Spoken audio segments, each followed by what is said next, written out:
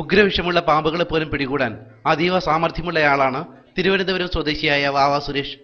കല്ലമ്പലത്ത് വെട്ടിമൺകോണത്തുള്ള പുരയിടത്തിലെ മാളത്തിൽ ഒളിഞ്ഞിരുന്ന മൂർഖൻ പാമ്പിനെ പിടികൂടാനാണ് രാവിലെയോടെ വാവ സുരേഷ് എത്തിയത്. കഠിന പ്രയത്നമൊന്നും കൂടാതെ തന്നെ സുരേഷ് തന്റെ ജോലി ഭംഗിയായി നിർവഹിക്കുകയും ചെയ്തു.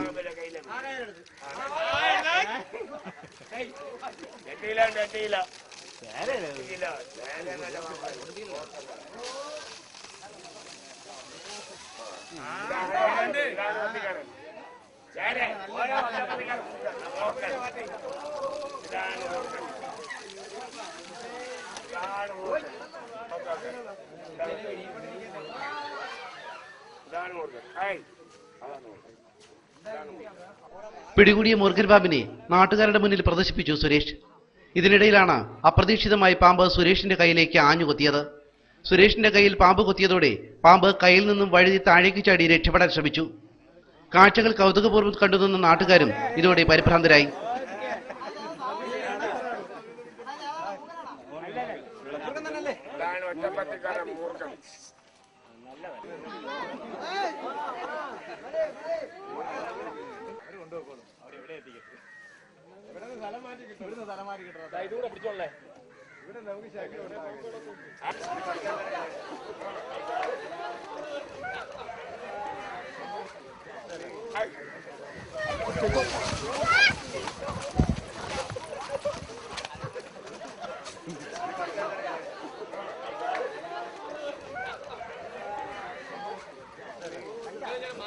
എന്നാൽ മുറിവേറ്റ കൈയുമായി സുരേഷ് പാമ്പിനെ വീണ്ടും പിടികൂടി. പാമ്പിന്റെ കടിയേറ്റ് സുരേഷ് പിന്നീട് തീരെ അവശനായി.